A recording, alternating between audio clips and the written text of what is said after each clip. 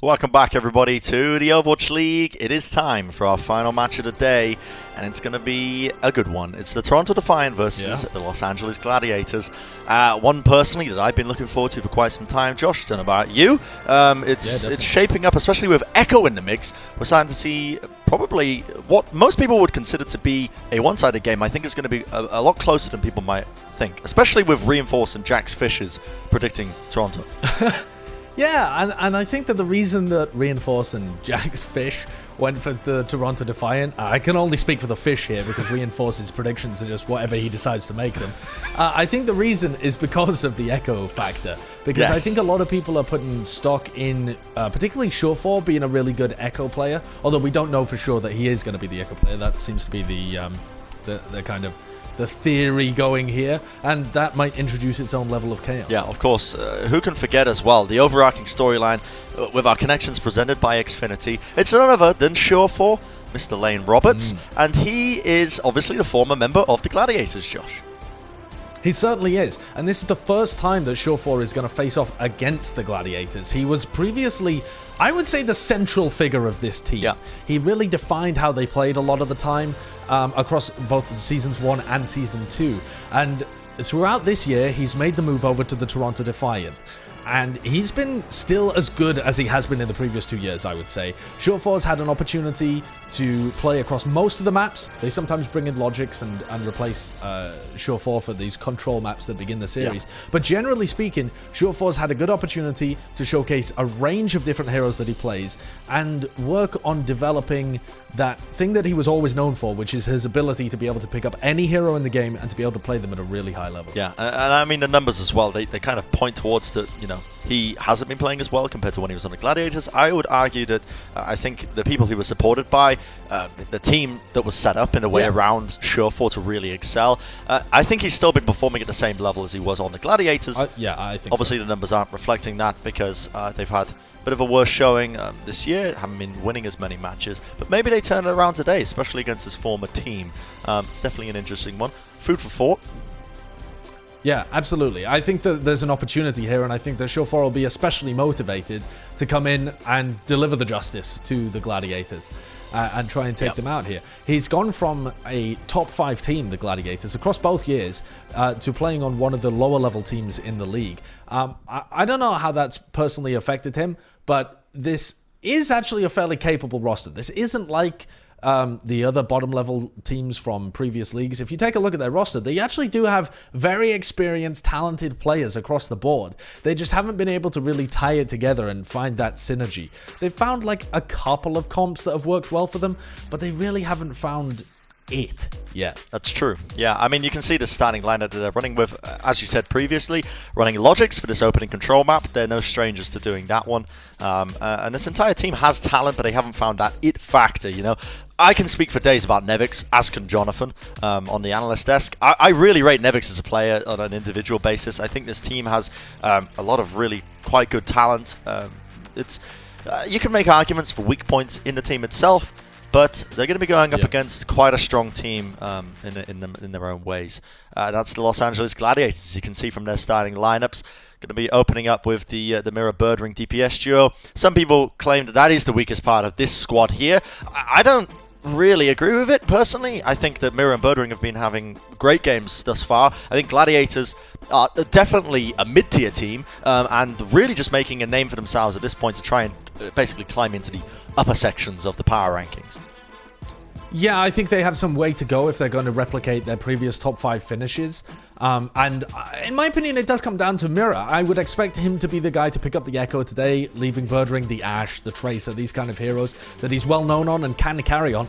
Birdring's had a revitalization to his performance. This year for him, this 2020, has been really good. And despite the Gladiators sitting at 3-3, this has generally been quite a coordinated team. They've had a difficult matches. They've gone up against the San Francisco Shock quite a lot. They managed to win one of those as well. So this is a team with some kind of potential, and they're definitely the favorites coming into. Let's take a look at the map set as well as we head into Lijiang Towers, the first one.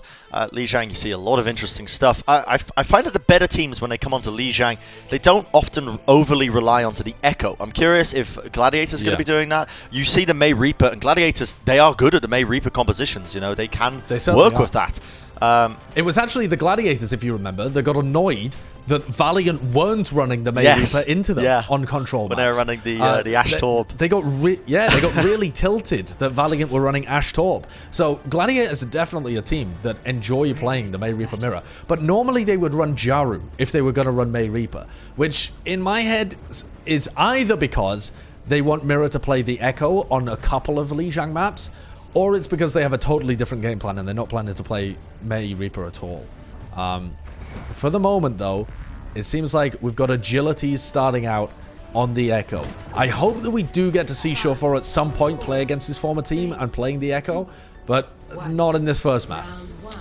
Not in this first map.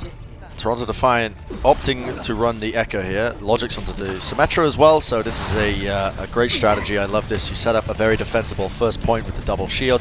The Gladiators also going to be running with the Echo as well as Mira makes the switch over, but this time Birdring on the Ash, so a lot of heavy damage pressure actually coming out from the Gladiators here. Looking to try and break into this point. A lot of long-range damage with the Ash using, it's not called a Peacekeeper. I think it's got something to do with a snake is what the weapon's called, but can't quite remember for the time being. And still hunting for an opportunity, but the nature of this sort of composition that Toronto are running means that they are going to be the first ones to unlock the point. But if you get picked off like that, that is going to give them all the openings they need, and that is going to be go time now for the Gladiators to try and make something work. The hold pulls them together, and with the sticky bombs and the left clicks space, he's able to easily find the openings, and they're going to be able to recap up this point. I have no idea how Logix went down there, but I can only assume that he was overextended slightly. He just worked his way into the front lines and ended up getting picked. So must have been just behind one of the shields or trying to get a bit too cheeky with pushing out his damage, but that did not work for the Toronto Defiant. They're going to look to retake. Well, they went for the TP, but it got destroyed pretty early on, and Beast chunked down. Roki falling very, very low, though. No casualties as of yet, but now the Gravitic Flux sent straight up into the air, straight back down again. Shield going to be splitting down the middle here. Toronto Defiant want to be using it to pressure them forwards, and they've already found a pick onto Birdring. That's going to remove a lot of the damage, and when you lay down the Earth Shatters like that, Beast is having an absolute field day with it. 2 kills for him. Nice, lovely little retake there from Toronto Defiant. And they only utilized what? The Earth Shatter, they used the shield, the big Proton shield. You know, expendable ultimates at the end of the day. Yeah, true. They've still got the Echo ult to be able to work with. They can duplicate anybody. That applies to Mirror as well, though. So a lot of clutch plays. Mirror could absolutely dominate if he clones Beast and goes for an Earth Shatter. I'll be interested to see who he goes for, because arguably the safer pick is the Orisa to try and farm up that Supercharger, but you gotta take risks. Yeah, the whole Fire Strike is going to connect, which means Beast is up to 50% of his Earth Shatter already. And now Ultimate's coming online for the Gladiators. They could initiate in, lead in with Bob to try and force her attention. That's exactly what they're going to do. Going to yoink him back, boost it up all over the bloody shop. You can see the duplicates coming out now as well. The Earth Shatter. There's so many targets though can block it. Mirror goes for it. Didn't find anything. And in fact, it's all Toronto Defiant. They used the Supercharger, the Coalescence, and the Beat. And yeah, I mean, in the final moments there, I'm not going to start screaming. It's just going to duplicate and it's going to fade away. Have to use the ultimate or it's wasted. Yep. Pretty much.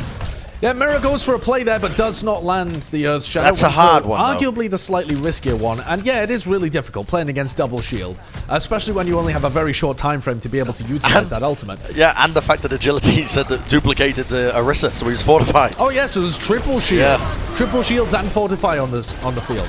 That's a nice pick though. Beast falling very early onto Mirror's stickies. Just as Beast drops his shield and Mirror comes in, plows both of the tanks. This is going to be a very quick swap over to the Gladiators. Yep, great little play there. Amplification Matrix into the sticky bombs. It's so much damage that Mirror just outputted there, and they really weren't ready for it. The Toronto Defiant now have to rethink, and the issue with this composition is it's great if you're holding on to the point, but as soon as you lose it, you run into a bit of a troubling scenario. The good thing for Toronto Defiant is, though, that they have a couple of ults to use. They can split that shield that Logix is holding on to with his ultimate straight down the middle to try and engage. Space has a Gravitic Flux, though, to try and answer back and try and mitigate some of it. See him now going to be using it, pulling them straight into the air. Logix is probably going to be falling, indeed he does, but Logix got the shield off. Good news for a Toronto Defiant fan.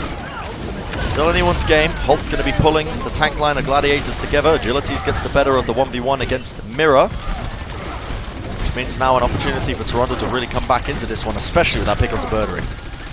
And Logix is back on the Tracer as well. So this fight carrying on for as long as it has. Big Goose utilizes sound barrier. A lot of ults coming up here for the Toronto Defiant if they can keep people alive. Agilities has dropped, but they trade out for the main tank. It's looking good for Toronto. Oh, Chaz almost escaped with his life, but not quite. Duplicate comes out, but it was a panic duplicate. Mira had to go over to the Moira, and he didn't find anything, but he is going to be full HP now. The boot back, he's going to be flying straight back into the fight. They need to get somebody onto the point here. The Gladiators are 98% and counting. The overtime finally is going to trigger now for the Toronto Defiant. Only a couple of more opportunities and no one can touch the point. Toronto Defiant take round number 1 in this series. Shout out to Logix. He pops his photon barrier and gets that ultimate off when he was on Symmetra and caught in the gravitic flux. Then he comes back on Tracer. He kills 3 people and wins a 1v1 against Birdring to just cement the Toronto Defiant's win in that first round. This guy is so good at Tracer. Even in Birdring's heyday, I believe that it would have been close between Logix and Birdring. Yep. And so if they end up playing a lot of that, that's my wish. I mean, back in the day, a Logix versus Birdring battle would be fantastic. Yeah, back in the day, I remember Logix playing for, I believe it was the Florida Mayhem. People questioning then, why would they not run why would they not run him on the Tracer? Because I remember we were having these arguments back in the days of EU Overwatch in 2017. He is one of the best Tracers in the world. Now, you can see the Ice Wall going to be utilized very early on by Gladiators here, and they have split up the Toronto Defiant. You've got to be better than that. You've got to try and break down that wall. Get a little bit antsy. Unfortunately, not going to be able to capitalize off of that extra positioning gains. And the Gladiators with that opening pick means that they're going back. They're going to cap it up for free. And now they're in a pretty good position. And I got to say, in terms of this head-to-head that we're seeing right now with these compositions, I got to give the advantage to Gladiators. I feel like they are better at executing these May Reaper comps. Yeah, and just the composition itself. Space's Halt set up that first pick. Agility's dies. That's a great Bionade, though. Comes out from Kariv, catches both of the tanks and allows them to fall really quickly. 3 kills for Logix. Birdring finally puts an end to his onslaught in the backlines. But they are going to be able to recap because of it. The damage is done, despite the fact that they were able to stabilize just a little bit. Looking very good for Toronto. Threading the needle. Threading the needle on that biotic nade to land it past both shields from OG and Space to catch both of the main tanks. That's perfect, and that's given him a nano before anybody else has an ult. Kariv's Ana is truly one of the best. It's a sight to see for sure. And the backline is currently being eviscerated though as Logix is moving. He can't go quite through the pillars. He finally does, and the nano boost just wears off, but he does bring down OG. Now we see the Blizzard ready and waiting for Mira. He doesn't have any cooldowns. He doesn't want to use it because he was afraid of losing it. But at the same time, now the Earth Shatter Clutch comes out. They're trying to make it work. As you see, Beast utilizing it. I don't think he got any targets, but his fight is a scrappy one at that. Roki committing his soundbire, but it's already faded, and now the Superchargers, they really try and string this fight around. What an Ice Wall! I don't believe what I've just witnessed there. Agilities with a great play, pushing Los Angeles Gladiators into the line of sight of the self-destruct. That was absolutely filthy, and they've bought even more seconds now. Gladiators forced to expend so many ultimates to try and turn this fight into their favor. They've already used the Blizzard, but they're not giving it up. The Gladiators cannot find this point capture just yet. Still 65% and counting, Josh. That was an absurd play by Agilities, and he's going to put the Blizzard as well. They still think this fight is turnable. They could turn it. Maybe if they bring down OG. I don't think it's possible here. The Gladiators have also captured the point. That was maybe a bit of an over-investment towards the end there from Agilities to utilize his Blizzard. But I just want to recap that play again. God, it was insane. Nevik sends in a bomb, and Agilities puts a Maywall up underneath the Los Angeles Gladiators and finds 2 of them. Yeah. Two of them to boost into the line of sight. That's a clutch like nothing else. But at the end of the day, it only adds a couple more ticks onto the capture percentage. Keeps Toronto Defiant in the lead, though. Yes, those ticks, though, they can add up. They are the difference maker in a lot of scenarios. And remember, Toronto are leading 1 round. OG, though, with the Shatter. He's looking to try and set something up right now. The shield is still in his way. He wants to unleash it, and he lets it go. The back line, only 1 player connected down, but it matters not when the Supercharger Coalescence comes through to clean up the rest of the players. Great play, nice decisive action coming out from the Gladiators. Oh, a good shatter by OG.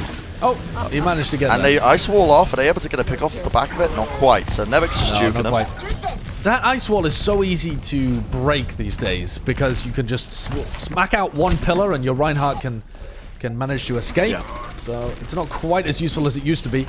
Mira now Oh, did they manage to find anybody with that One wall? set, yeah, it was. It was Karev in the back line. But now it's go time. The ultimates are coming out from every single side. Sound barrier, Blizzard's getting utilized. Absolutely everything to try and turn this fight. Last-ditch effort, last fight territory, but the Gladiators are the ones who are coming out on top. It's going to take some clutch plays from Agilities with the Blizzard to make it work. Death Blossom now from Bird Ring, but is being blocked entirely by the Ice Block, and now the Ice Wall. Logics might just be doing this, flipping the point back into their favor. The Toronto Defiant have found their opening, and it's all thanks to Logics. Everyone please thank him now as he ends up using the Death Blossom straight into the back line. And that's enough damage to allow his team to really just clean up the remnants.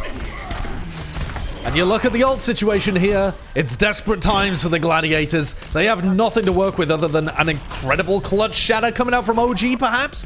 They're making... Are they going to be able to touch? Oh, they're making roster changes here. There's 9 seconds. Yes, Mirror is in position to touch, but Nevix has scouted him out. They found out where the Tracer is holding Ice him. Wall. They've walled him up. Ice Wall. Someone does manage to touch this one, though. The overtime goes over, but OG is caught in such a disastrous position. Logics now with the nano boost applied to him. There is nothing that can stop this man. Unleashing terror across the battlefield. So many shots will not go unmissed as the players will fall. The Gladiators losing just every single player that they wanted to try and clutch this one up. Now, only a couple remain as Big Goose tries to peel them away, but it will not be enough. OG comes in the final moments, but no Earth Shatter to use, nothing to really utilize, and that is going to be map number 1 going to Toronto Defiant. What a game so far that we've had.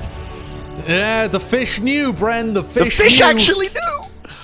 Yeah, oh my Toronto goodness. Defiant come out with a kind of a ridiculous win there. I got to point out that that is a major upset, because even though we're only in map 1, this is Li Jiang, which massively favors May Reaper compositions. And I would have said, coming into this match, the Gladiators were a significantly better May Reaper team than the Toronto Defiant. And they just lost on Control Center, one of the most classic May Reaper maps, playing that mirror composition. So many standout moments in that game, though. Logic's popping off multiple times, clutching with the Symmetra, with the Reaper, and then, I mean, that bomb from Nevix that seemed like it was not going to get anything on the pillar, and then Agilities just sends up the Ice Wall and takes out 2 of them. That was just good. actually that nuts. So many insane individual plays from the Toronto Defiant. This is some beautiful Overwatch, but we're gonna go to a quick break. When we come back, we're gonna have the rest of the series. Do not go anywhere. The Overwatch League is brought to you by T-Mobile, helping you stay connected to what matters most. Learn about T-Mobile's COVID-19 response on T-Mobile.com. And by State Farm. For auto, home, or renter's insurance. Like a good neighbor, State Farm is there.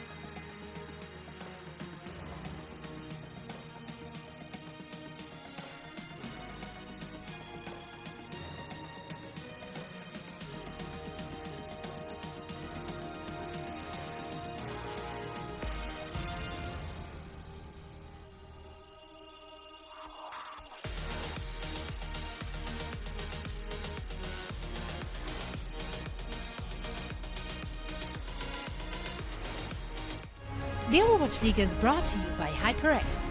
Unleash your style, unleash your fury. With HyperX Fury Memory.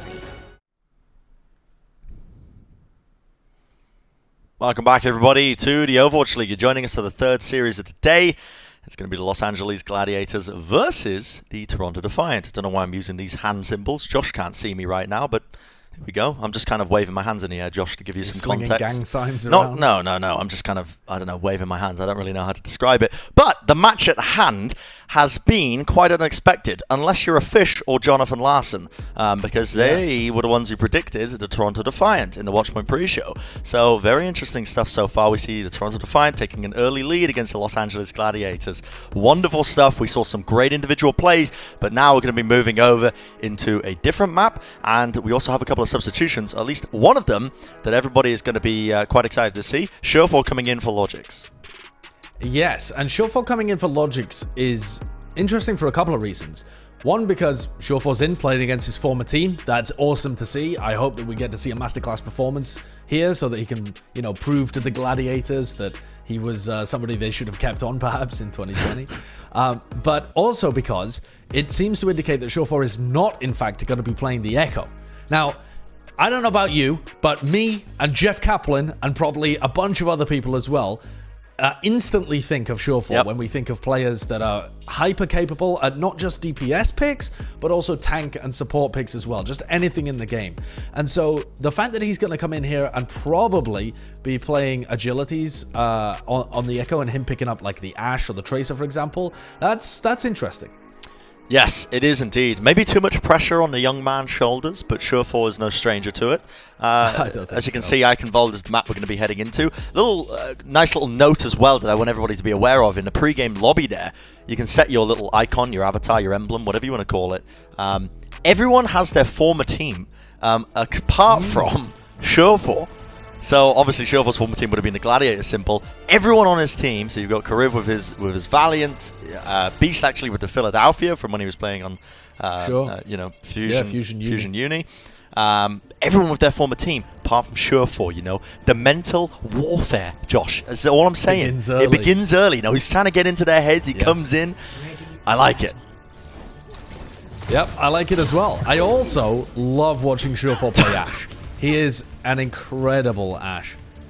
Me and Goose are but star-crossed lovers, says Surefour. I know he won't be able to respond, but I hope our Warcraft 3 date is still on after this.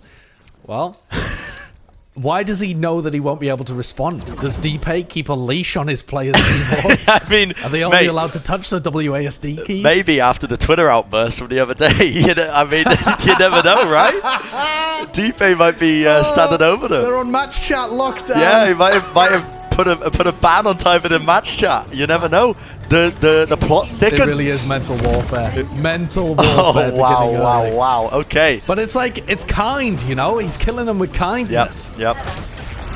We will see the Gladiators on the attack. Nice dynamite comes out, connecting onto a couple of the targets here. You can see the Toronto Defiant holding strong, and Surefour very close, or not close, but that dynamite did so much damage. You can see the difference in ult charge.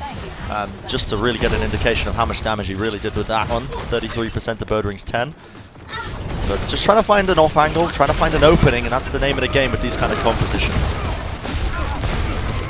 Definitely. Neither Echo really able to get much damage done as yet. Surefour, though, getting so much more with his dynamite, but still his team is forced to back Beast off. Goes down. That was being pressured onto the sidelines there. I think Birdwing took an off angle, got the headshot off. The coach gun stunned out of the animation. Birdwing in trouble a little bit, but he realizes Kariv forced to back off. Can't really be playing into them. Just trying to hunt down the back line now. As you can see, Agility is just dodging and juking, but caught with the dynamite, and that means he will go down as Mira takes him out. The necessary damage already being applied. Now the Gladiators have a lot of capture point already onto this point. Very close to unlocking it. Just need to just focus down the remaining few players. See, Beast was forced to go over to the Winston just to try and contest fast enough because he was obviously the first casualty. The Gladiators just with a slow siege attempt here. This is going all right, though, for the Toronto Defiant. Agility's got back into the fight, and he's been able to do a huge amount of work. This entire time, Surefour has been plinking away at his former team. on that Ashe. Oh my goodness. He was able to do so much work, deployed an Ashe really early on, now he's going aggressive Stunned. as well. Shut up in the air though, space will bring him down. This is a winnable fight. It was winnable for the Toronto Defiant because of that. Still is if they can find these picks, but honestly, the Gladiators were so close to clutching now, I want to say, with the utilization of their ultimates. Still, a couple of necessary picks in the final moments. They pushed them away. Okay, and the Gladiators, yeah, they're not going to be able to get it. They were so close to that, Josh. 93% on the point, but they do have closer spawns. So we'll see if they're able to... Really good play, though, by the Toronto Defiant to cycle players in until Beast and Agilities could get back into the fight. And I want to have a shout-out to Shilfor as well. Built up Bob so early on that they had essentially another player there ready to pressure. Amplification Matrix comes down, but a Gravitic Flux will be the answer. Agility's now going to be taking the form of the Orisa, lays down the shield. He's just trying to build up maybe that Supercharger. If he can get it out, it would be pretty brutal for them. 90%. Won't be enough time until he gets that one off. But it provides enough staying power onto the point. It means that the Gladiators can't really push into them whatsoever. What is that damage? That is just brutal. Yeah, that is a bit brutal. Agility is showing that he is very comfortable on this hero. But really, the star of the show for me has been Shilfor. It's just poetic perfection. Shilfor against his former team. He's building his ults so quickly, Brent, and got another kill on OG during that fight while he was caught up in the Gravitic Flux again. And Bob's your uncle is ready again. Here we have it. Only a couple of seconds remaining now. Another Dynamite connects onto them. The halt from the Gladiators, not finding anything. Duplication now as Mirror moves over to the Sigma. But will he be able to find anything? He's not being able to get any damage done, and he's being chunked down significantly. Shilfor's Bob gets taken out, but it was buying time, which was the name of the game. And you can see these off angles he's taking, just pumping in the damage from the off sides here. But it's Shaz who brings down Beast. And with that pick off, Gladiators now have a great opportunity, ample opportunities in fact, as they are going to be able to just take out the rest of the Toronto Defiant and eventually cap up this point. But the Toronto Defiant did not make it easy for them. They didn't make it easy at all. That was a great time that they managed to take off the bank. Only about 45 seconds left on the clock there as the Gladiators managed to take point A. That's a wonderful defense coming out from the Defiant, especially considering that they lost the first pick in their first engagement. That's great stuff. Toronto are playing with fire and spirit. A lot of damage.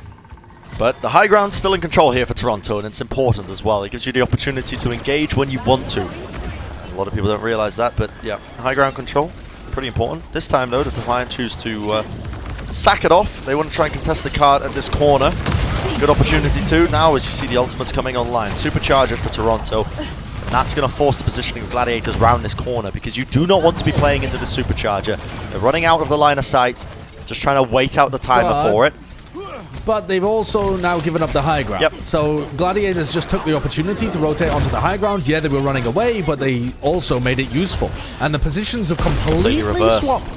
An exact 180. Yeah, this is a weird one though as well, because it is, remember, Gladiators who have to gain control of the point here, but Birdring goes down to the accretion, not before a little trade occurs. The Bob from Birdring unfortunately doesn't get anything done, taken out almost as fast as he went out. Accretion once more is going to be connecting. Nevic's having a field day, just able to use those hyperspheres to his full advantage, and as well, little hip fire shots there from Shilfor. Tickles down Mirror enough for Kariv to get an opening pick, but still Gladiators are the ones in control with Big Goose and OG cleaning up the remnants of these players. Another good stall though, honestly, for Toronto Defiant. 1 minute left. If they play their cards right, Toronto have got all the ults they need to be able to hold this at point B. This is such a brutal point to hold at as well, or to try and push through, I should say, for Eichenwald. It definitely is. I mean, no Lucio's on the field, not much boot potential, but even so, this is a very defensible location. Gravitic Flux That's early though. perfect, Look at this aggression that comes out from them. Beast managed to get the yoink off onto OG. He pulled him off of the edge. Mirror onto the backlines though. He has his own duplicate available, ready and waiting, but he just wants to use his raw damage output to see if he can win this fight. And raw it is. Straight up, slamming it into them. Gladiators are able to capture this. Normally a very difficult point to try and push into. Normally very difficult to try and capture this, but they take the initiative to use that Gravitic Flux early and win out the team fight. Yeah, great aggression coming out from them. The window used early as well as the Flux puts a lot of pressure on the Defiant as they're all stuck into a corner, and Mirror with a perfectly executed flank showcasing that he knows how to play the new hero too. 1 minute 30 seconds is what the Gladiators have got to work with now. Double shields, the Echoes indoors. See what they can do. Ultimates are online. Shaz has his own Transcendence. Could be utilizing that. Dynamite going to be connecting onto a couple of members of Gladiators, but still, the cart moves forward ever so slowly. Now it's go time as the ultimates have started to come up the supercharger, and that is so much raw damage. Transcendence a little bit too late from here from Kariv. Bob into the back line. Do they have anything to deal with it? He just gets absolutely torn to shreds. That poor robot, his poor companionship will not be enough, unfortunately. The supercharger as well going to be going down. The Gladiators have complete dominance over this entire area. It's going to be a capture with 46 seconds remaining. And that's more like the Gladiators we expected to see there on that point B and point C push. Really making use of the aggression and the tempo to be able to put Toronto Defiant in uncomfortable situations. Really nice accretion onto Nevix as well to set up that first fight. And the Bobs are just going to melt because with a Discord Orb on them, they die so quickly. Yeah, Discord Orb, Supercharger. I feel like one of the biggest differences between the first half of this defense and the second half of the defense was the map geometry allowing Shore4 to get in good positions. When you're defending point B and when you're on point C, you can't take an off angle because they simply don't exist. You are just, your back's up against a wall and you have to play with the rest of your team if you're an Ashe. Whereas on point A and at the beginning of point B, Shore4 was able to take these off angles, get great value out of the Dynamite, find picks as well onto the tanks, and was really carrying the Toronto Defiant. That when he wasn't able to so much towards the end of it, it ended up going the other way. Okay, we've got a replay now. What are we taking a look at? It's just Bob, mate. Look at him go. What a legend. That's some vindication right there. After seeing Bob just get taken out almost immediately every time, slept, hacked, whatever, frozen. Finally, Bob is the one who, gets the killing blow, allows Gladiators to push it in. I can appreciate it. But times change, and the Toronto Defiant have an opportunity now to push of their own. Just scouting, waiting for an opportunity, or just seeing what Gladiators are running. And if they want to counter-comp them, that's what they're waiting for in spawn currently, and they decide to just go ahead with it anyway. Fully healed. Taking off. Just gonna poke and prod, seeing what they can get done. I'm looking at Shore4, honestly. I think he was the difference maker on point A previously. I think he can be again. See damage being pumped in from Nevix on the sidelines here. Those hyperspheres can hurt if you can connect them up, but look at the aggression now from Gladiators. Roki falls. Shore4 will be next. And the Gladiators are going to be happy with this. And this is, I think, the kind of tempo the Gladiators want to be playing at. You play at this high tempo, you force out mistakes from the opposition. And they're really starting to come alive in this map as it stands. Took them a bit of time, obviously losing the first one, but now they're starting to look a bit more like the Los Angeles Gladiators we were expecting. Yeah, they're heating up for sure. I mean, the fact that they capped with 46 seconds on the clock is still really good if this does end up being a full complete for Toronto Defiant, but that's not something that will be going through Toronto's heads right now. They just need to crack point A. One step at a time. They've got a good composition for being able to shred shield, Zen and the Batiste. Goodness! Did you see that damage from the Halt Accretion combo and the Dynamite? Yeah, so much. Yeah, Gladiators forced to back around the corner, but they want to go aggressive straight into it anyway. They're going to use the shields, wrapping around, but Toronto Defiant, they are nimble. They just move around the point, moving around, but Burdering's still clicking heads, still hitting them. Dynamite just about missed. Toronto with an opportunity now as the ult starts to come online. Now the amplification matrix is unloaded, placed down onto the point. Can they capitalize off of it? OG falling very low because of it, has to use the cart just to try and peel his way around. And that gives his team space to really just start to pick apart the Toronto Defiant. Wonderful stuff from Mira and his team. Yeah, great work. Mira transforming there over to the Sigma has large impact in the fight. But Toronto are now getting up to their ultimates. They're going to have 5 available for the next fight, so this is their opportunity. If they fail this, it's going to look like a full hold. And Gladiators, they haven't been very good on hybrid maps so far in 2020. They, in fact, have not won one all season long, only drew one. But I believe that was against the Seoul Dynasty as well. But that's looking like it's going to change here. Gladiators have been perfect so far in the defense, but this is the big test. Huge test available for the fight. Gravitic Flux comes out. Kariv's going to be using that Transcendence pretty early on. Now you see Birdring actually using Bob, and Bob prioritized the Supercharger. That's actually a high-value Bob ultimate if I've ever seen one. And it allows Toronto Defiant to go in with their own Graphitic Flux. Agilities can just pump in the damage with this, with his own sticky bombs. The try-shot, if you will. He's going to use the duplication, but that's just to get, get back up to full HP. Gets chunked down, so he's immediately back into Echo Form. But I feel like sometimes Echo Form is better than a lot of the other alternatives. And there you have it, Toronto Defiant able to capture their open. And just to touch on the point I was just making, I feel like some of these compositions that teams are choosing to play around, I wonder if any thought process goes into, okay, will they be able to duplicate this hero, and will it be damaging for us if they do? Yeah, I think that that's something that's really high level to think about. I would expect that most teams at the moment are just trying to capture the basics of making sure that their composition with Echo works as well as it possibly can before thinking about whether it's counterable with an ult. Look at this angle from Surefour, though. He has managed to take the off angle. He got the pick onto Mirror as well. Gladiators were forced to use the amplification matrix, the window there that you saw, just to try and convert it, but plays like that. Hold accretion. A very classic combination. OG using his Fortify just to really press the advantage, and you can see him moving all the way into the Toronto Defiant here. Surefour gets the better of Mirror though, and he's still behind them.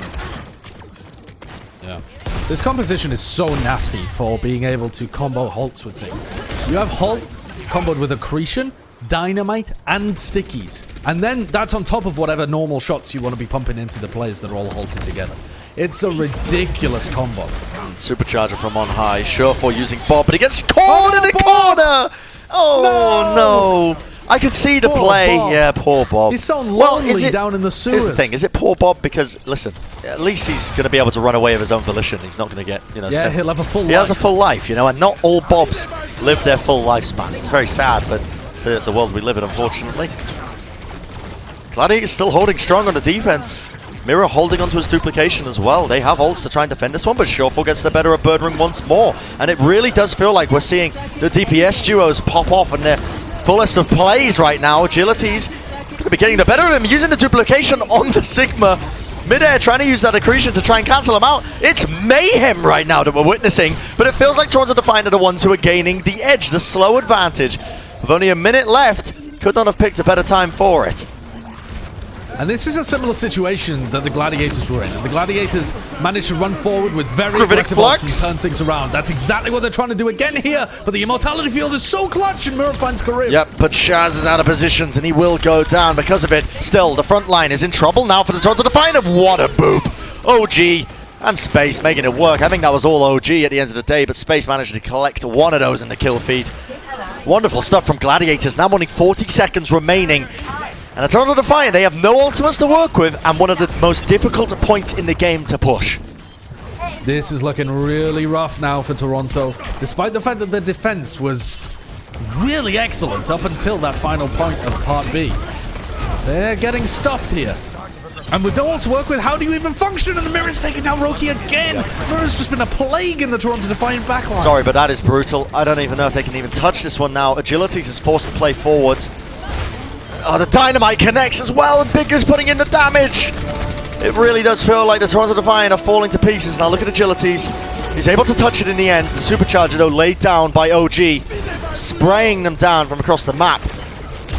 And look at the headshot. So much damage being pumped into them right now.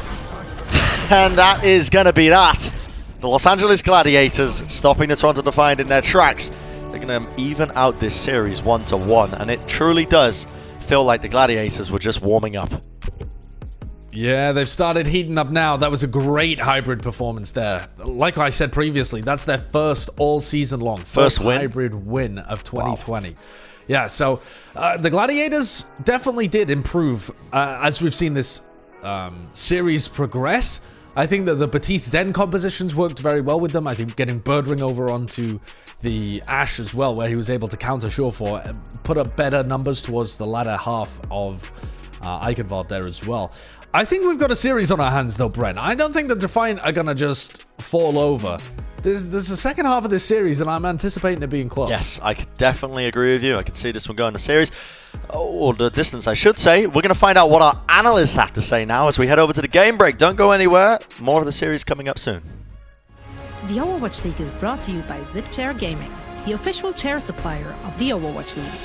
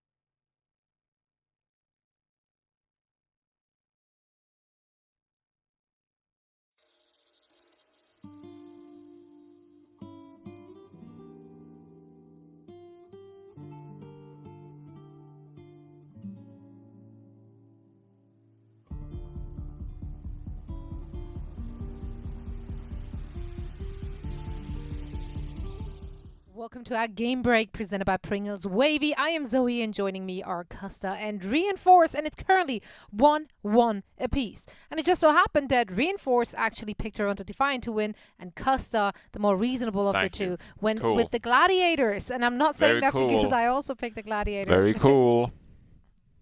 I mean, I'm already getting enough crap from Brennan's sideshow, so you know, is this really? I thought you were my people. We make you stronger. That's how this works. Well, we do it for you? Question mark, exclamation point. Either way. It's true. We're just setting you up for success. Speaking of success, Toronto Defiant saw a lot of that on that first map. Control seemed to be going their way. We saw Mr. Logix doing his thing once more. Reinforce, how happy were you with how that one went? I actually was pretty happy. So when I predicted it, and I said it in the pre-show as well, I did expect this to be an upset. If Toronto was going to win, it's of course an upset, because in my mind, LA Gladiators is the better team. But what I wanted was for Echo to bring some chaos into the meta. Now, we didn't see a ton of Echo on Lijiang Tower, but we still saw Toronto Defiant bring that chaos, and that was what I wanted to see, to throw the LA Gladiators off guard. So the Toronto Defiant, they actually had some great rotations, they had some great May executions, some great Reaper play from Logix, and all of these factors and all of this chaos sort of threw the LA Gladiators for a loop, and that's really what I want to see from Toronto Defiant the rest of this series. But on Eichenwalde, that was not really the case. Yeah, exactly. And now, Costa, as one of our top analysts, there's two things I really need you to talk about. One of them is how the Gladiators managed to come out on top of Eichenwalde, and secondly, how did you manage to once again start the show muting you, Mike? I don't know what you're talking about. I was actually just lip syncing at the start of the start of the show. That's mainly what happened. And going back to point number one, though, we actually saw at the very start that I've lost my train of thought. The Toronto Defiant, they started very confident, very aggressive, and it worked really well for them. They almost had a first point hold, and they did a really good job throughout the second point as well.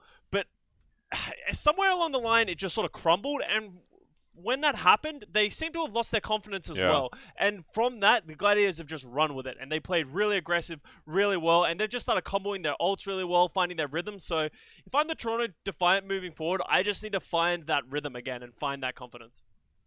And I certainly loved seeing Surefour on that Ashe. We kept on talking about how he will be that level 100 Echo. And when I say we, I really mean Costa. Yeah, I mean Johnny. Called him that. But of course, we all kind of forgot about his phenomenal Ashe play as well. Yeah. However, it wasn't the Ashe from Surefour who made it into our crunch time presented by Pringles Wavy. No, the person who got the honor is Agility's Reinforce. What did we see? It was actually Nevix in the kill feed. But yes, he was enabled by Agilities and some nice boots as well. This sort of exemplifies, is that a word? Exemplifies why Toronto Defiant won Lijiang Tower, because everything just went in their favor in my mind. This is a great self-destruct, and you raise the May wall, and it's a sick boop by Roki. So it's actually one apiece. One kill results from the May wall, and one kill results from a great Lucio boop. So that just showcases the team play and how they're comboing all of these abilities, the Toronto Defiant. But all of these things really just went the Toronto Defiant's way on Lijiang Tower. And it felt like the LA Gladiators, they kept getting an edge in every team fight on Lijiang. But the Toronto Defiant, they just pulled it back. Things worked out for them. So it was really a unique map because it felt so back and forth. And it felt like every fight was up in the air. Like no one could actually win it. So pretty surprising, but you love to see that happen. That was a great display of combination of abilities. Now, I'm not entirely sure which map we're going to see next, but do you think this is going to keep being a head-to-head between the two teams, or will the Gladiators just kind of use that momentum and run away with it? It's really interesting seeing these two teams actually play the exact same comp. We've seen a lot of differences with the Winston and then like the Bunker Star, and then we've seen Sombra a lot in the Asian region. So it's kind of interesting to see this clash of the same styles, and it actually comes down to more head-to-heads. Like we have Mirror versus Agilities on the Echo, we have Surefour versus Birdring on the Ashe, and it's been sort of a mishmash, and it's been kind of exciting. And it's generally the players that are winning these head-to-heads are defining the match. Very rarely it's been like the actual team performances and more just individual plays. So it's gone back and forth. We saw Logix absolutely pop off in the first map. So I think if we go to map 5, I'm leaning towards Toronto. But so if I'm the LA Gladiators, I want to close out this match in the next two maps. Yeah. No, I completely agree with that as well. And I do encourage the Toronto Defiant to really bring some more chaos into the second half of this match. I really think that if they step up the tempo, they could potentially throw the LA Gladiators for a bit more of a loop. We saw so many times on Toronto Defiant's Icon Valley attack that they just grouped up together and they let the Gladiators initiate on the Defiant, and that was a big mistake in my opinion. If Toronto wants to win the series, they have to be the one engaging, they have to be the one letting Surefour take those off angles and finding picks, etc., because that is what Toronto are doing well. So I want to see more of that in the second half. Well, and the next map we will be seeing is Paris. Thank you very much, production, for updating us. And that is pretty much where we're heading straight away. So once more, we're going to head back to our wonderful casting duo. Okay, Sideshow don't give them too and much confidence. Yeah, maybe not. I'm just trying. The Overwatch League is brought to you by Pringles Wavy. Big crunch, big flavor.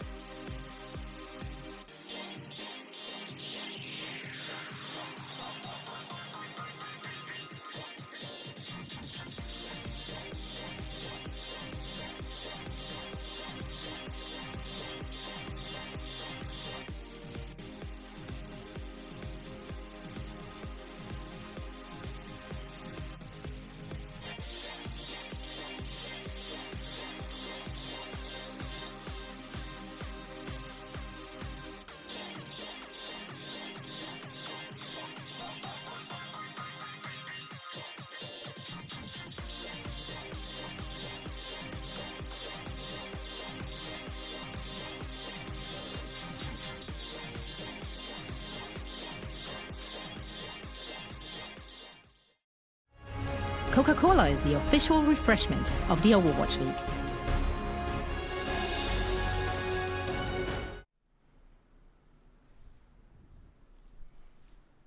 Pew pew! Welcome back everybody to the Overwatch League. It is, of course, we are in the midst of a banger of a match. I'm calling it. It's a certified braincast banger.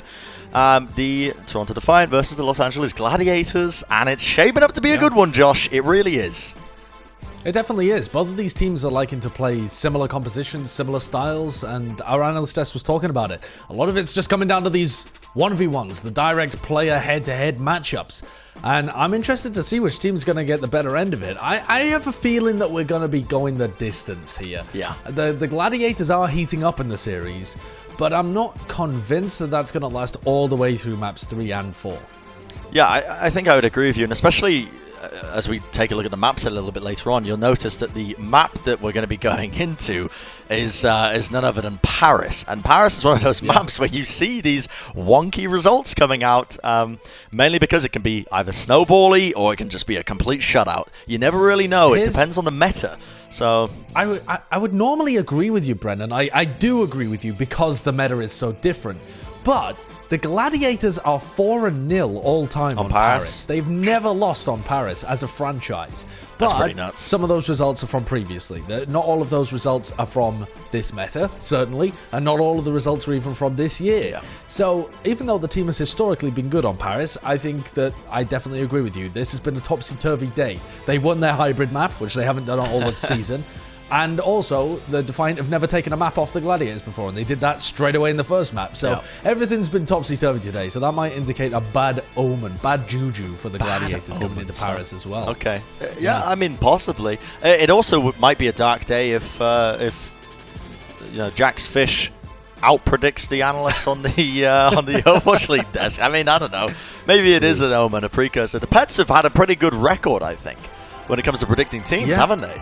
They've not been bad. Now, I would say that is less to do with the Pets really knowing what's going to happen and more to do with just the fact that we're in online play and we've had hero pools and things have kind of been wonky. Don't downplay the Pets, please, Josh. Okay, well, if you think your pets have psychic powers and the ability to foretell the future, then by all means, do you remember that octopus that was predicting the World Cup? Yeah, was it Frank the Octopus? Yeah, the owner ended up eating him. No, they didn't. Yeah, they did. No, they didn't. The famous one that was in the papers and it was predicting all the matches. Yeah, they ended up because that was the original purpose of the octopus, was to, I mean, use it in dishes. God, I hope that if I get my predictions wrong, someone doesn't eat me. I mean, yeah. I mean, I'm sorry for bringing that news to people. Yeah. I thought he was living some happy little life somewhere. No. Yeah, well, predicting all sorts of different things. The stock market, perhaps. Nope, not to be the case. You telling me he became a dish? He did. He became a dish for somebody, unfortunately. That's the nature of the world. It can be a dark place sometimes, Josh. But, couldn't predict that, could he? If Frank the Octopus had enough prophecies, he'd be able to predict that. And I'll play it. 200 Defiant on the defense. They are going to be taking, obviously, a high ground control. Both sides still running the Echo. Interesting how much Echo we've been seeing utilized, but I definitely agree with it on this section of Paris. It's very open, very wide, gives you ample opportunities to get some shots off. And you can see them as well, utilizing the Ash once more. Now, Shawfall's going to be trying to get some work done on the Ash itself, trying to hit those shots, taking some unconventional angles, so to speak. But Gladiators are happy to just keep working their advantage, taking space slowly, accruing it up, and trying to win this war of attrition. This is what it comes down to. If they can break the shields, if they can get a pick off, they are going to be in the money. And at the moment, they're doing a great job of being able to push forwards. Nevic's weak, but it's actually Shawfall that finds the opening pick onto OG. Immortality Field was not quite there, and Big Goose makes up for it by wasting his amp matrix. I don't think that was a waste. I think that's a bit of a waste. You think so?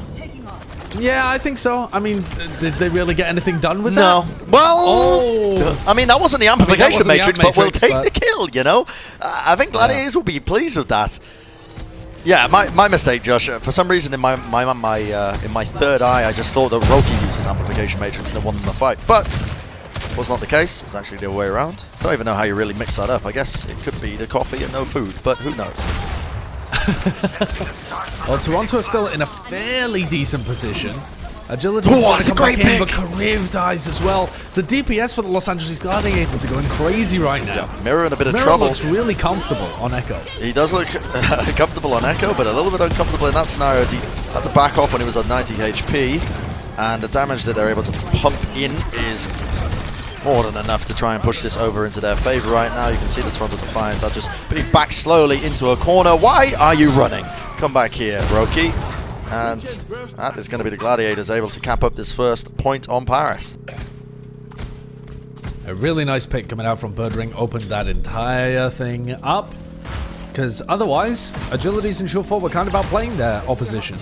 But you give them the space and float around in the air enough, that Echo hitbox is pretty large, actually. Yes, and it's pretty difficult for the healers as well to try and, well, heal them back up, I suppose, when you're running just the BAP and Zen. It's just the Zen, isn't it? The healing orb, which isn't always the best. But the Gladiators now have a lot of ultimates to use. They have almost 6 online, actually, compared to Toronto Defiant, where they're only really working with only a few more, or a few less, I should say. Bob is going to be used pretty early on here, I think, there by Birdring. I don't know where he went. Oh, he went onto the point to try and pull them away, but he was a little bit off. If he aimed it onto the point, he could have forced some of them down.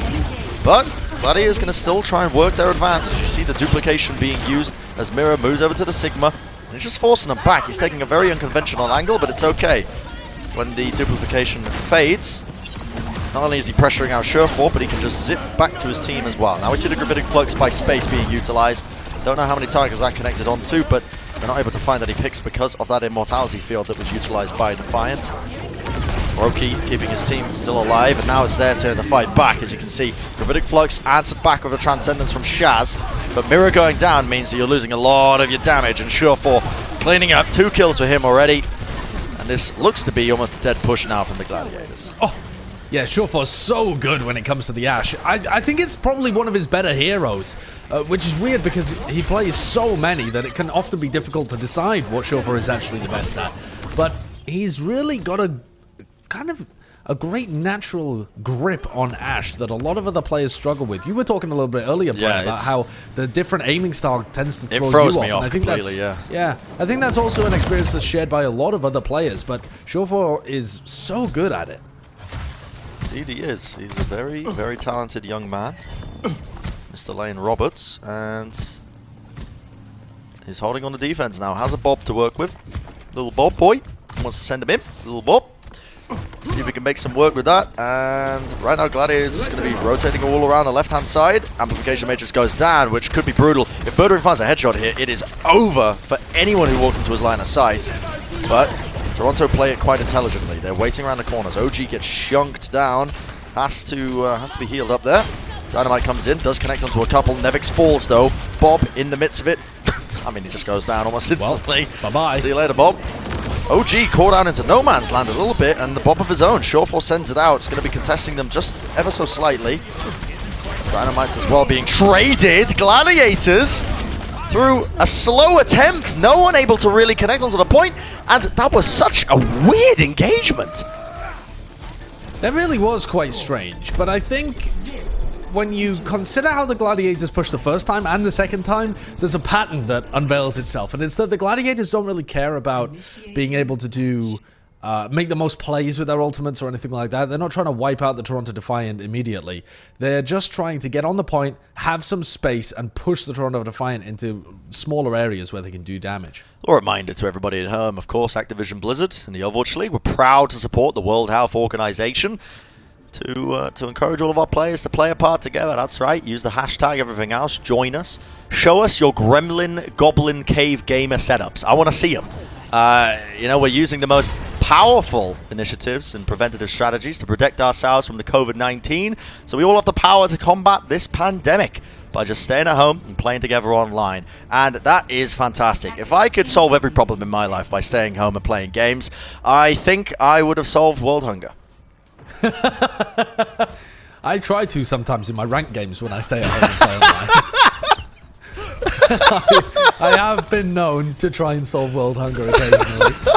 But, you know, there's only so much one man's feeding can do. Yep, that has tickled me. Oh, wow.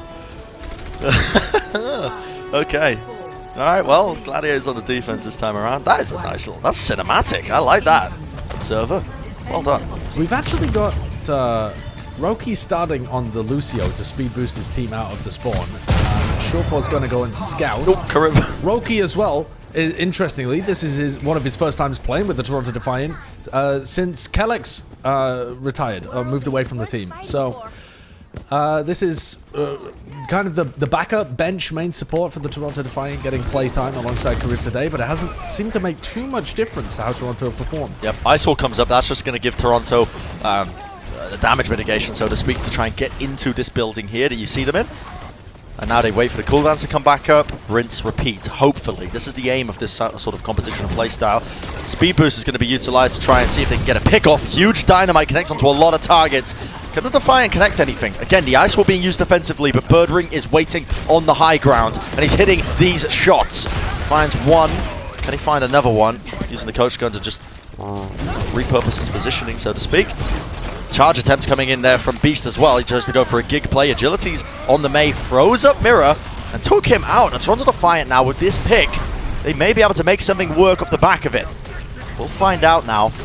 Beast just holding strong, swinging away, has the nano boost, stunned up though from the accretion, has to hold down his shield as he has the anti-nade, the bio-nade, the Discord orb applied to him. Dangerous scenario, but completely winnable for the Toronto Defiant because they do keep him up, they keep him in the fight, and that means it's going to be 5 minutes and 25 seconds on the clock for Toronto Defiant to work with. A nice little switch up into the compositions, and it's working in their favor.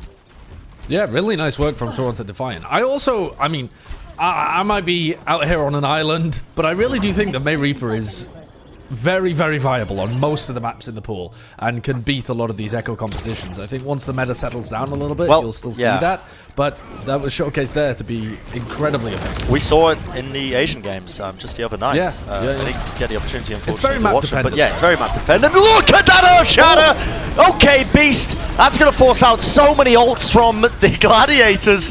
They have to react to that in some way, and they do it by just utilizing a lot of ultimates in the process. You see Bob being used, Transcendence, Amplification, Matrix, Gladiators. They knew they had to use something then to hold on, but it might still not be good enough here. You can see Birdering being pressured. He gets the fadeaway shot onto Agilities and takes him out. That's a good sign if you are a Gladiators fan. Looking a little bit hairy, a little bit dicey. Toronto Defiant going to be backing off and regrouping. After just praising the Toronto Defiant for their composition swap over to May Reaper for the original fight on point A, I'm now not convinced that this is the comp that they should be running with. And it kind of seems like neither are they. They've moved Agilities over to the May, sure, but I don't know about this. May Tracer can work. It applies a surprising amount of pressure to both Mirror and Birdring. If Surefall can play it at a really high level, which we know he has been capable of in the past. But I don't know. They have to play so aggro to get past this double shield. Okay, Beast is going straight into it with the nano boost. Groove goes down though. Mirror finding that one pick for them means that now the Toronto Defiant going to be lacking a lot of heals and a lot of win conditions, taking away those bio-nades. You can see with the oh my goodness, the beams. Mirror the 3K.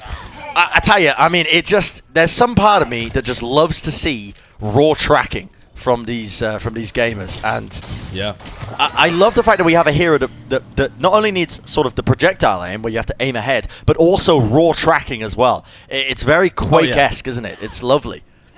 Yeah, it's beautiful to watch. I really love the design of Echo as a hero. I think she's fantastic. And apparently so does Agilities, because he's moved over to her, and they're going to run basically the mirror composition, which I think is much better. In fact, I think the Toronto Defiant basically just wasted their time trying to run a Reinhardt D.Va composition onto point B. I don't think it was ever going to work. I think double shield is required to be able to crack a double shield defense here on Paris point B, just because it's so open. Lifting off. Biding their time, waiting it out. Now it's time to go. You can see them pulling them together. Space gets accretioned, I suppose. I mean, I guess we could use it in that kind of way, but the Immortality Field will be forced out from the Gladiators, stopping them from really getting any damage done. You can see Toronto Defiant find that opening pick onto OG, which is great for them right now in this current state. But now you're going to start to see them utilizing the duplication. Mirror moves over to an Orisa of their own and saying, okay, we're missing a main tank, we're going to use one. We'll just copy over one of our own now. Chaos on the point though, as Mirror's just trying to run it forwards. Nice dynamite from Surefall, but chased down, I should say. And the pickoffs all flowing into the way of the Gladiators, despite the fact that Agilities was able to get that trade kill at the end. I'm going to tell you this just for your own knowledge, Bren, but I never want you to change. I love the way that you say duplication. I love that you add an extra syllable in the middle of that word. mean, trust man, I'm working on it. Listen, I've already told you. I've already told you, man. It adds a little bit of extra something special. I got that B in GCSE English. Didn't do very well in my education. It bleeds into the cast often, but you know, I feel like that's part of my charm. That's why I get paid sometimes, you know? Exactly, it's a bit of the extra spicy sauce every time an Echo uses an ult. I recognize it because it's got an extra, syllable in there. Yeah, why not? You know, gonna throw it in. That's another devastating pick as the Toronto Defiant try and enter. They really set themselves up in a horrible scenario here at Toronto because they wasted their time with a Rein D.Va composition, and when they finally swapped back over to double shield, they're never going to have an ult advantage because they were naturally behind the mirror composition of the Gladiators. So until they get all 6 ults up here with like 10 seconds left, they just don't have a hope. Very aggressive by the Gladiators, trying to take the fight outside. They use Gravitic Flux, they use the Transcendence. So they're trying to force this fight out. This might give Toronto an opportunity if they can get a pick off. Immortality Field goes down, and as the Transcendence is faded and the Dynamite's laid down, they're getting so many pickoffs. I'm really just questioning what was going on there with the decision-making of the Gladiators to play that far forward. And now we see an early supercharger being built up here by Agilities. Double Orisas, this is something out of my nightmares. Moving it forward with the shields. Both being pressed down. The Agility is going to be fading back if they can clean up OG. This was the opening that they were looking for. The beam's going to be melting.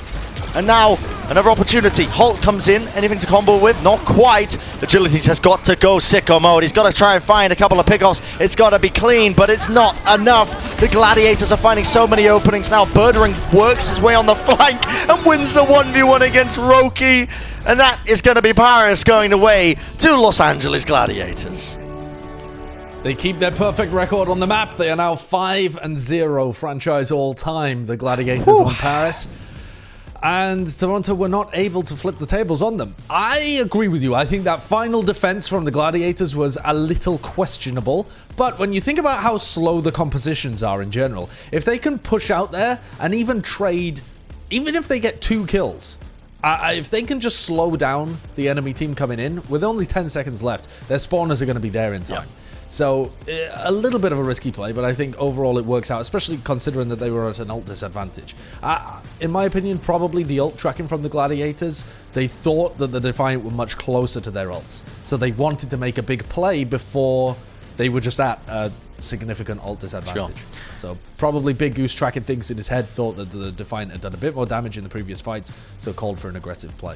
Well, we are currently in the midst of a very competitive series. We're going to go to a short break. When we come back, we're going to see, can the Gladiators do it in one, or will the Toronto Defiant battle back? We'll find out. Don't go anywhere.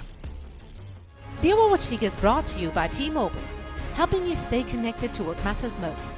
Learn about T-Mobile's COVID-19 response on T-Mobile.com.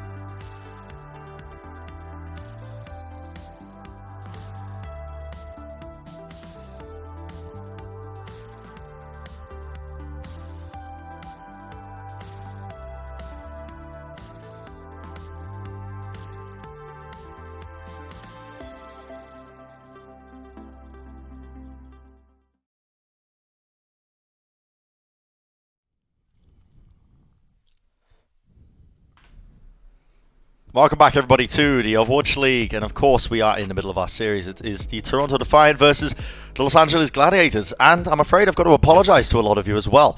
I was misinformed. Paul the Psychic Octopus, that was back in 2010. Oh, Paul. It wasn't Frank. It wasn't Frank, it was Paul. He lived a very long life. The copycat Psychic Octopus in 2018 was sold to a fish market. So there you go, clearing up some just some confusion there. God. Apologies for the misinformation. I was having nightmares, hot sweats. Yeah. Paul you caused me much trauma. Sorry, Paul lived a long life, very happy life. Sired many children. Is there any word as to died with many children? Yes, okay. yes. Sired many children. Wow. Anyway, into the game itself, of course. We are in the middle of it, one map away potentially from the Los Angeles Gladiators from taking this entire series. The Toronto Defiant, though, looking ever so close to, potentially just battling back at any moment and making this really go the distance. It could definitely happen. Yeah. And honestly, I could see the series moving that way. The amount of individual plays we've seen from both sides have been great. And speaking of the map set, we're going to be heading over to Rialto, as you can see, as our next map. And that can set up... I think we're going to be 100% seeing Echo for one on Rialto. Yes, I think that because there's so many high grounds that you could play out of, the Echo is going to be great. I think Echo Ashe seems like it would be a great composition to try and run here. The Ashe also has many different avenues to play from, a lot of off angles that you can take. It should be good. And I think that if the compositions are going to stay static, then it's generally just going to come down to whether Surefire and Agilities can beat Mirror and Birdring. And in my opinion, over the course of this match so far, I would say that Mirror has had the slight edge over Agilities, and Surefire has had the slight edge over Birdring. That's assuming that they stick to their roles with the Ashe and the Echo and Ashe. Okay. I mean, at the moment, they're not running Echo and Ashe, either of these teams, so it seems like they're going to be running something slightly different. But yeah, I think that the Gladiators basically won Paris because Toronto ruined their own offensive attempts by trying to use that Rhine D.Va attack, and they just set their ults in a horrible situation. In the mirror, Toronto have been fairly close. Have indeed, and this is pretty good. Toronto, a team that haven't had the best record over the course of the season thus far, but a team that's slowly, building up confidence as the series progresses or the season progresses. And you'd be surprised. It doesn't matter how, poorly you really perform. Well, it does matter to a certain degree, but what I'm saying is it's still completely possible for the Toronto Defiant to turn things around for the rest of the season and make it into the playoffs. Especially with the tournament structure that we're coming up with for May. Now, Los Angeles Gladiators are going to be rolling out with a very familiar composition from what we've seen. I mean, that Ashe Echo, a lot of long-range damage. We'll see if Birdring can get anything done. The Dynamite don't do anyone there, but Mirror! Okay, wow. That was his own sticky bombs then, I think, that just brought him down there. Couldn't have been the beam. Yeah, Nevix kind of destroys him, shoves his own sticky bombs back into his face. Well, that's sometimes going to happen, I guess. I've never seen that before, though, but maybe might be the first of many. There's Mirror. Yeah, well, Mirror back in the fight very quickly here.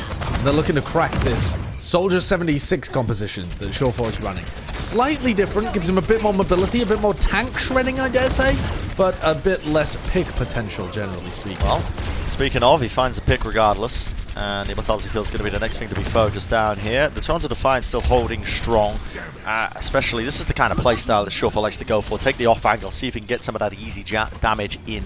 Pump it in, allow Agilities to set up a couple of kills, maybe with the sticky bombs.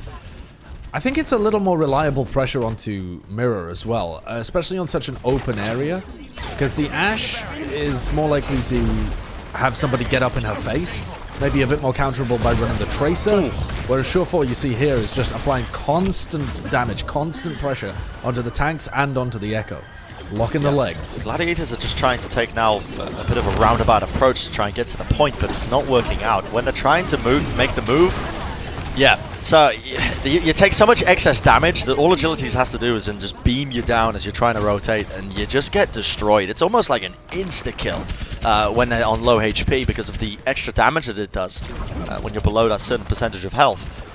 And still, the Toronto Defiant are going to be holding strong, and they've built up a lot of ultimates. I gotta say, it's looking very good for them thus far. Only 2 minutes now, roughly, for the Gladiators to try and make work. It only takes one pick from Birdring, though, and this entire situation gets flipped on its head. Or even Shaz, with a right-click across the map. Definitely possible here for the Gladiators to open things up as the ults get exchanged.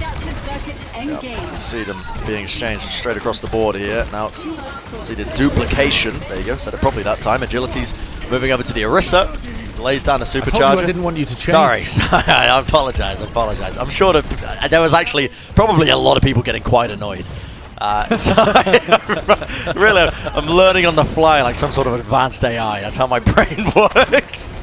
Nevix, I think, managed to get 4 kills towards the tail end of that, but it tends to happen when you get the better end of these ult engagements. Here's that replay once more. Let's check it out, because I was trying to correct my English. Gravitic Flux straight up into the eye. There's those hyperspheres. Boom, boom. Boom, boom. See you later. Have another one. Nevix, class play, I gotta say. Really do respect it a lot. Performing really well so far this match as well. It was Big Goose that opened things up, really, with his Amp Matrix that found a pick on Beast early on in the fight. So Nevix with a clutch play there to save the defense for the Toronto Defiant. And they stay solid with 37 seconds left. Okay, well, Bob's going to go in. OG takes out the supercharger, but Toronto Defiant in control. As you see the Transcendence being utilized as well. Now, Tactical Visor from Shore4 didn't quite get anything, but now he's going to be going for a little flank attempt. Him and Agility's just trying to work their magic maybe off on the sides here. But look at this. You can see Gladiators have found the pick off onto Kariv. Birdering as well, getting Agilities. It's exactly what the Gladiators were looking for. It was looking great for Toronto Defiant, but they had to respect the fact the Gladiators were getting so many ultimates online, including their supercharger, and they've torn through the opposition now, breaking through one of the most difficult points on Rialto to try and take, which is this choke point that we're seeing right here. So the Gladiators, in the nick of time, they managed to make it work.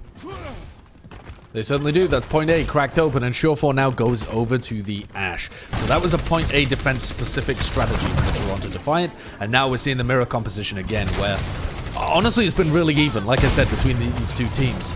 Teams going to start clashing. Nice halt to pull them off of the staircase here. Amp Matrix is traded out, which means the damage is immense. So much damage. Like, what in the Lord's name? How do you even survive that?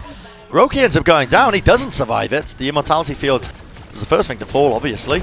And the Gladiators still push this car forward with that opening pick. They have taken away the high ground for a short while.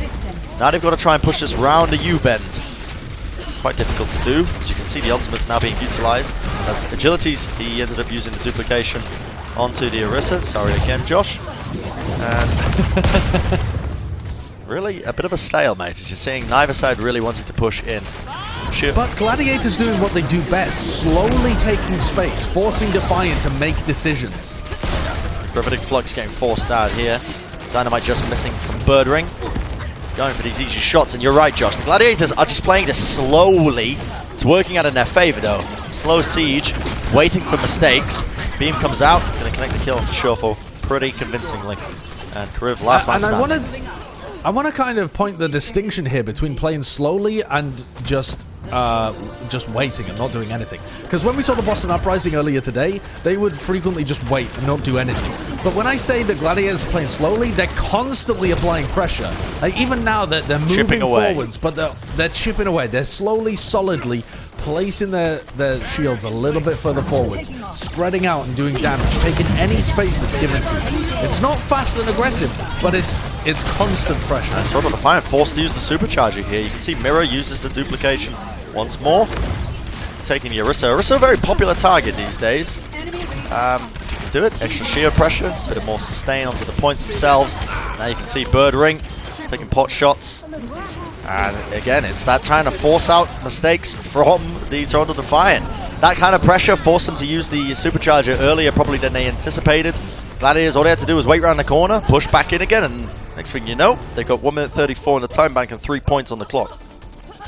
That's really nice for the Gladiators. Great performance from them. That's it's not quite a speedrun kind of time, but it's a very good time for Rialto. Time to set on Rialto, yeah. Rialto, you can get held at A, you can get held around the first corner of B, you can get held here at the archways on C. There are so many places where the defense has an inordinate advantage that it becomes very difficult to capture the entire thing, especially with 1.5 minutes still left. So this is looking tidy now for the Gladiators to seal up this series 3-1. The Defiant are going to have to pull out something special to get back into this Enforcer Map 5. Rialto seems to be a stage where you do see the impossible happen. I've got countless memories of watching certain teams, you know, Shock Titans, for example, running it back and forth. you often see these impossible times being made. Now, not to say that these teams might be able to do it, but just want to put the idea in everyone's head, you know? You never know. The Defiant have certainly looked clutch so far this series, but it's quite a surmountable mountain for them to try and climb. Think about it, 1 minute 30. I like that phrase. It's a nice one. Yeah, it's interesting here. The Gladiators opting to run the Ashe on the defense, not going for the Soldier 76 themselves. So Birdring is going to be playing similar kind of angles to those that Surefour was playing. He's just going to be opting for the Dynamite instead of that constant damage.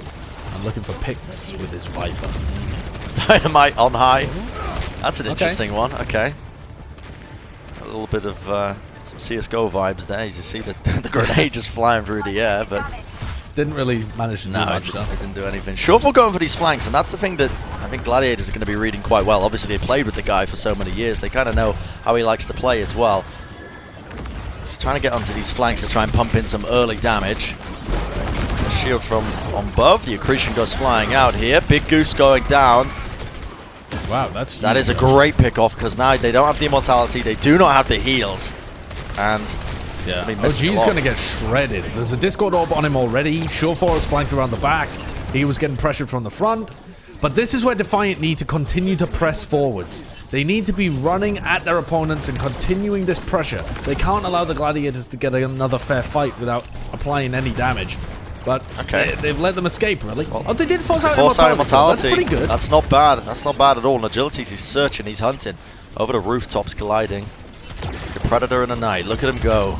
Hunting for his prey, but Surefour again. They're trying to get this crossfire angle, this action going on. There's those sticky bombs you see on your screen, and that's more than enough. Mira hunts him down. That is terrifying. Now he's taking the off angles right behind them, and Toronto don't seem too wise about it. Space comes in from the back as well. The accretion, along with the hyperspheres. 3 kills for him. Wonderful stuff, and the Gladiators are going to be holding at the choke point. Yeah, very nice stuff from the Gladiators, just valuing that aggression. They know that if they are allowed to regroup, they can press the advantage forwards themselves. And Toronto, I feel like they missed an opportunity there. You know, there's a famous quote, it's always better to be the gunman than the person running away from the gun. You know, it's always better to be the person taking the action than the one reacting. Is that from, you know who said that, Wendy Bird? That's Wendy Bird again. My goodness. Alright, well, we know what you've been watching recently. The Defiant, they have an opportunity. But 1 minute 50 now to push this into a huge ult bank of the Gladiators does not look appealing. Agilities is trying to search for an angle or two. The Halt is going to bring them onto the low ground, which could be an opportunity to work with. Nevik's still on the high ground behind them. And he's got that Gravitic Flux ready and waiting, but Roki going down is disastrous. Not pushable anymore for the Defiant. You should not be playing this fight any longer. Yeah, Gladiators are starting to get the ball rolling now. 1 minute left for the Toronto Defiant. They'll have 5 ults for the next push, but Gladiators with 3 of their own will definitely have opportunities to counter. Double tank ult, though, is very powerful. The Toronto Defiant should be in a good position here, but the neutral fight of just them getting close enough to be able to use their ultimates, that's where the Gladiators have been applying so much of their pressure. Super harsh, super rough fight to try and take. Because, as you said, Josh, the Gladiator is so good at chipping away, so good at just poking, prodding, searching for weaknesses, finding them, and just forcing the weaknesses open. Now, a lot of damage to Dynamite going to be unleashed, so Toronto, again, they had to use their immortality field early there. They were taking way too much damage, and now they don't have it for potentially another 20 seconds.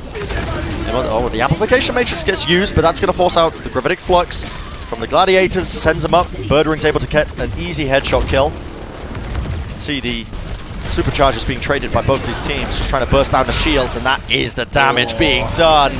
18 seconds, Josh. Are we witnessing the beginning of the end?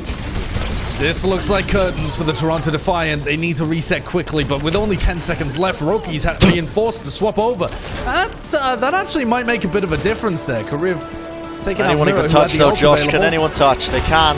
Roki's there. Roki's They've there. got the overtime ticket. Destroyed though. Agilities moves over to the Orisa. Tries to lay down a shield, just a bit of sustain on the point, but it's not good enough. Gravitic Flux being forced out. The Defiant are desperate. Switching over to the Winston, the overtime going. Agilities falls though. Birdring on an absolute tear. The damage is immense.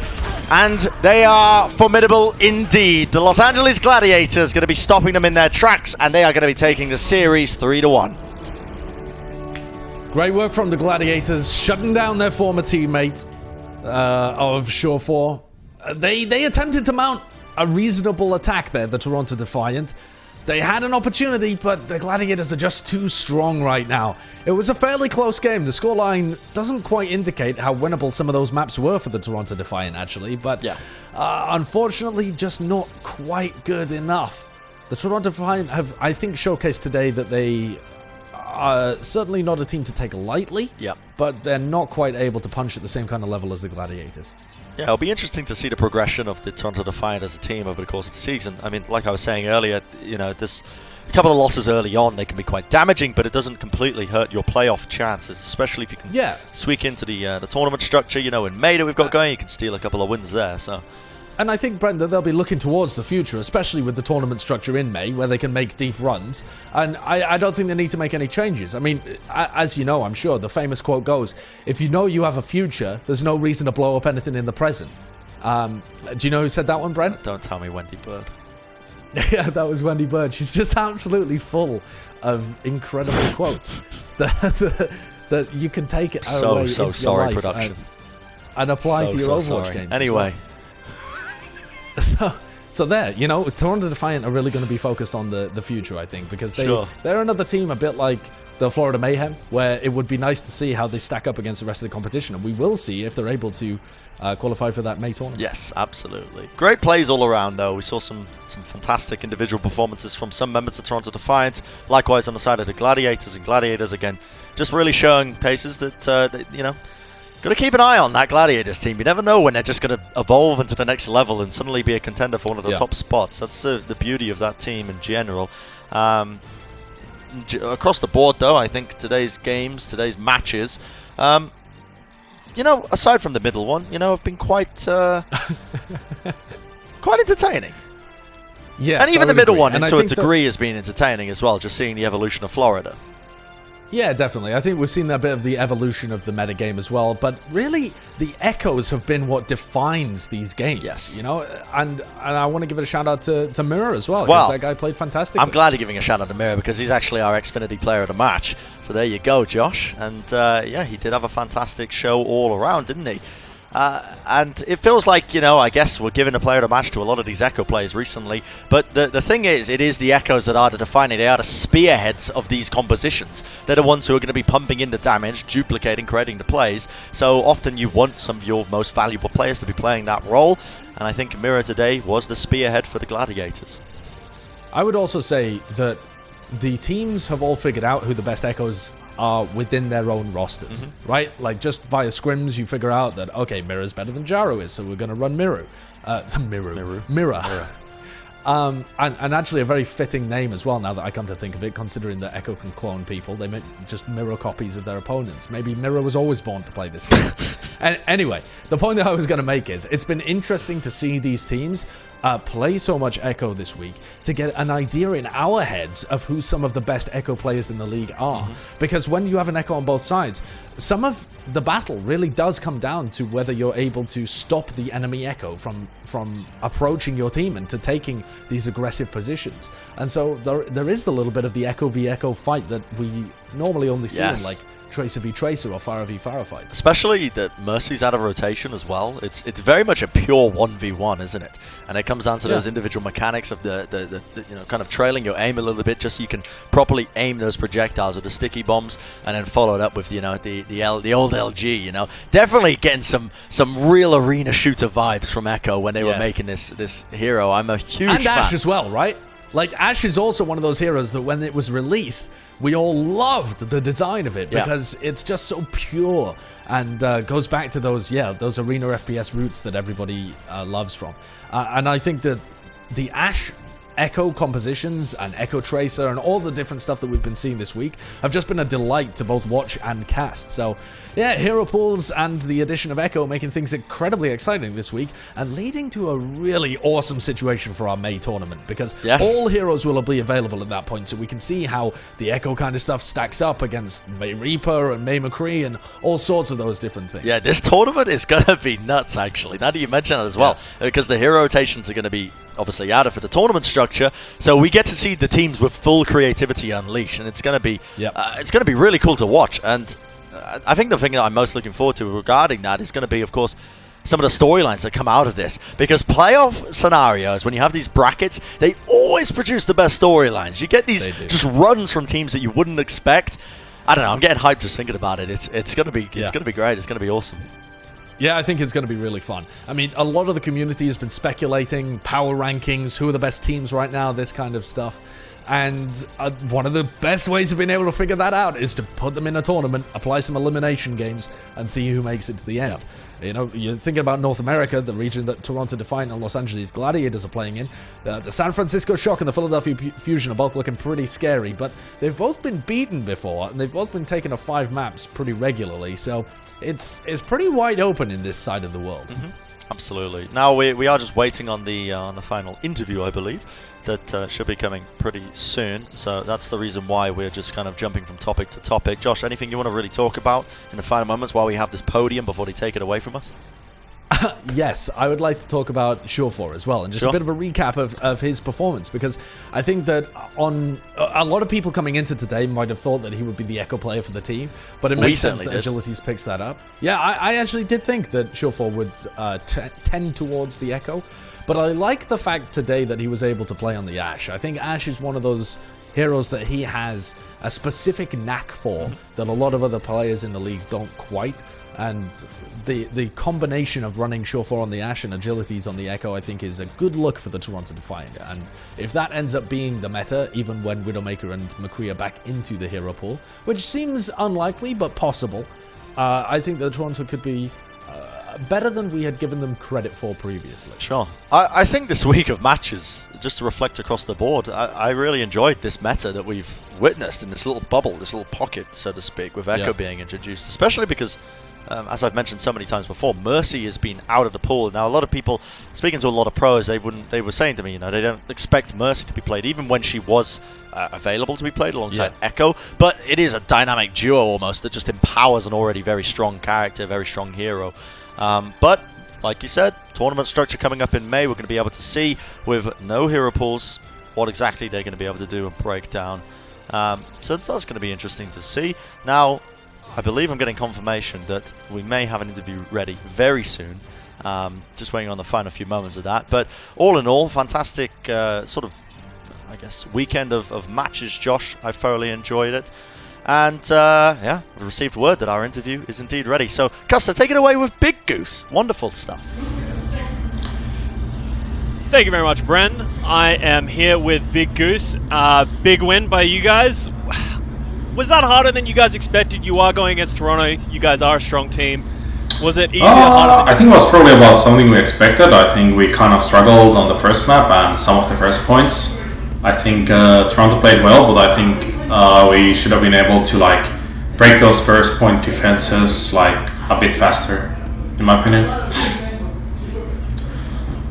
Yeah, it seemed like once you guys got rolling on these sort of escort maps, you just ran through the entire map on like Eichenwald and Dorado.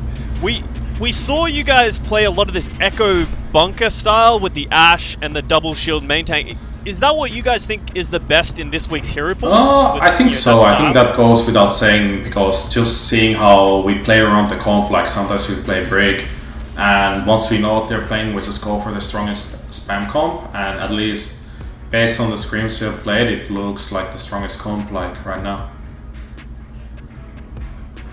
Yeah, it's really interesting with all the metas sort of evolving, especially in the regions like we see in the Asian regions, you know, sort of more of a dive style coming out. I'm interested to know your thoughts. Do you think, which region do you think is stronger right now? Because we have a lot of back and forth. Do you actually think the North American region is stronger or the Asian region? Hard to say. It's hard to say without screaming the other teams, honestly. Like the Asian region seems a little back and forth, I've only been watching the match results due to the unfortunate times they air. Well, yeah, I'm not saying. You're not staying up till 1 a.m. to watch the matches, unfortunately. But I think the top end should be like pretty similar skill level. I think just across the regions. Yeah, I completely agree. So going back to this match, you played against Shore4, someone you played with for the last 2 seasons before this. What's it like playing against someone you played with, for so long? Do you sort of see the tendencies that you remember when he was a teammate? In the game, but just playing against any former teammate is just really fun and exciting, and it's like there's no words to describe it. I'd say it's just fun, and especially now you have like something on them now, like you have something. Oh, you remember I beat you? Like stuff like that. Yeah, for sure. So you're gonna hold it over his head, is what you're saying. Absolutely. Alright, so let's go to the main thing of this week, Echo. So new character, completely mixed up everything that we've seen this weekend. What do you think of the character? Do you think she's overpowered, like a lot of people have been saying, or do you think she's sort of overrated? Where do you put her? I think some aspects of the character are like very good, and I think she it's hard to say based on just this week, but just based off this week, it's like almost like a must pick. I think her ult is just very good. It's just something that you cannot have, or can't afford to not have. Sorry, but I think Echo is just like the kit is just very good, and I think also the ult is just it gives you so many options, gives you so much outplay potential. You have like 2 lives, so it's like just insane.